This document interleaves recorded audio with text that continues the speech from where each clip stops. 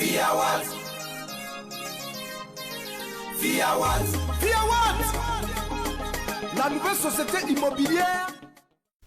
L'autre aspect que nous voulons aborder, ce sont les gens qui vivent dans les quartiers. Il faut reconvertir les mentalités. Il faut faire une vaste campagne de sensibilisation. Et nous sommes prêts à ces sensibilisations. Nous sommes prêts à ces sensibilisations. Et j'accuse un peu ici les autorités et puis les Ivoiriens eux-mêmes. On ne peut pas se focaliser sur le développement d'une seule ville. Souvent, on confond la Côte d'Ivoire à Abidjan. Moi, je suis dans un pays où quand les gens veulent venir en Côte d'Ivoire, non, je m'en vais à Abidjan. Mais ils confondent la Côte d'Ivoire à Abidjan. Non, Abidjan, ce n'est pas la Côte d'Ivoire. Regardez Yamoussoukro, comment c'est construit. Vous avez vu? Ici, par exemple, Yamoussoukro, il y a un aéroport. Voici l'aéroport qui est là. Nous sommes devant l'aéroport de Yamoussoukro. Et ici, vous avez vu à votre droite, par rapport à là où je suis positionné, à votre droite ici, c'est la route des Atas. Là, vous avez vu, c'est la route qui mène à la ville même de Yamoussoukro. Et puis ici, c'est le village de Bolissou où ça va. Donc vous avez vu, nous avons des sites dans la zone. Nous sommes obligés d'en parler. Vous avez vu? Et ici, à Yamoussoukro, nous voulons, au fur et à mesure que nous développons nos quartiers, nos villes, nous voulons sensibiliser nos parents, sensibiliser nos frères. Le comportement qu'on a au village, on ne doit pas transporter ce comportement en ville. En ville, c'est une autre réalité. Il faut tenir compte de l'environnement. Et ici, en Afrique, on s'en fout. Comment vous pouvez comprendre que des grandes personnes qui vivent dans un quartier, et puis, à leur grande surprise, on voit les eaux usées qui traînent partout. On se lève le matin, on s'assoit, on est content. Ou alors, on est dans un véhicule, on jette les pots de bananes partout. Ou on construit de la façon dont on veut. On se met au bout d'une rue, en pleine ville, et puis on urine. Mais ça, ce n'est pas des comportements citadins. Ce n'est pas un comportement civilisé. Malheureusement, c'est ce comportement-là qu'on transplante sur la construction de nos quartiers, de nos villes. Parce qu'on s'en fout. Pour nous, on a une maison, on rentre dedans, on vit, mais l'environnement, on n'en tient même pas compte. Et puis comment on peut imaginer quelqu'un qui n'a jamais vécu en ville? Il quitte dans la forêt, dans le fond de la forêt. Il n'a jamais vécu en ville. Et puis on le met dans un car, et puis on l'envoie à Abidjan. Et puis on l'envoie en pleine ville. Mais vous voulez que la personne vive comment? Mais la personne va vivre comme elle vivait au village, comme elle vivait en campagne, comme elle vivait en brousse. On ne se lève pas comme ça pour aller en ville. Donc il faut une campagne de sensibilisation, des parents qui sont proches. Qu'est-ce que tu viens chercher?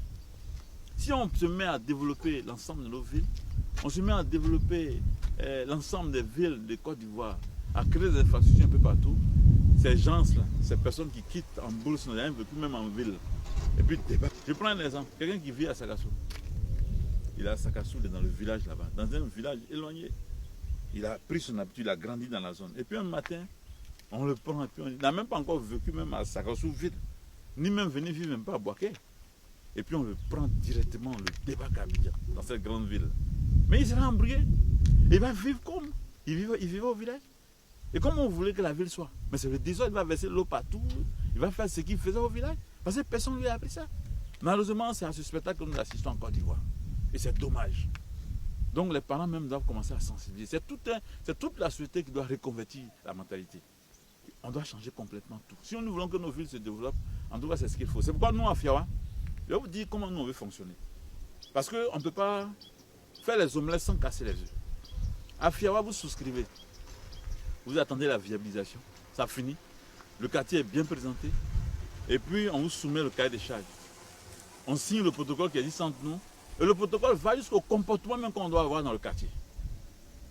Voilà. Si dans le quartier, vous versez de l'eau, comme on le fait souvent, comme si et c'est ce qui se passe souvent. Regardez Abidjan dans certains quartiers. Au plein cœur d'Abidjan, où nous on a grandi, on voit des femmes qui prennent les eaux de lessive là. Et puis au lieu de verser ça dans les canaux d'évacuation, c'est sur le goudron, comme on le dit, sur la voie principale, le bitume là. Elles viennent et puis elles versent comme ça. Un comportement comme ça, vous voyez que c'est un comportement civilisé, mais c'est au village ça. Ça ne se fait pas en ville. Et c'est ce qui se passe malheureusement dans nos quartiers. Regardez un peu le paysage dans nos quartiers. C'est même pas agréable à voir. Rentrez par exemple par Abidjan, passant par Jesco, regardez un peu le paysage immobilier. Mais c'est désagréable. Quand vous rentrez au fin fond d'Abidjan, c'est la même chose dans le quartier, un peu partout. Et quand on parle, il y a des gens qui pensent que c'est comme ça, ils doivent vivre, c'est normal. Mais en ville, il y a un comportement. Au village, il y a un comportement. Donc nous voulons attirer l'attention que chez nous à Fiawa, C'est ce que je suis en train d'expliquer tout à l'heure. Même si tu as payé, tu as construit ta maison selon notre cahier des charges, mais il y a un protocole qui est signé. Si tu verses l'eau n'importe comment, et si tu as contribué à dégrader la cité, on va te chasser de ce quartier. On va te donner, on va te rembourser ton argent et on va te chasser. Et ça, c'est nous, notre protocole. Donc ceux qui ne sont pas prêts à accepter ça, qu'ils s'éloignent des Fiawa. On aura un droit de regard sur le quartier. Parce que jusqu'à ce que les gens eux-mêmes aient changé leur comportement et reconverti leur mentalité, nous aurons un droit de regard. Tu viens, tu as acheté ta maison, ou bien du moins tu as construit ta maison dans notre quartier, il y a un comportement qu'il faut avoir. Si tu dépasses, bien tu vas au-delà du protocole, on te chasse du quartier. Ça c'est clair. Et ça sera noté dessus. Et le temps que tu as passé dans le quartier, on va diviser ton argent. Tout ce que tu as investi, on divise et puis on te donne. Ce qui va rester. Si tu as fait 5 ans, on va faire ça au prorata, puis on te donne ton argent. Puis tu quittes le quartier. Et ça sera dans le protocole. Parce que tant qu'on n'a pas fait ça, les gens ne changeront pas leur comportement. Et dans nos cités, c'est-à-dire quand vous avez construit votre maison, nous-mêmes on va contrôler, on va surveiller la cité, par des caméras de surveillance, tout ça. On saura qui fait quoi, qui a sali quoi, qui a fait ici, qui a sali le mur ici, qui a uriné là. On saura tout ça dans nos cités.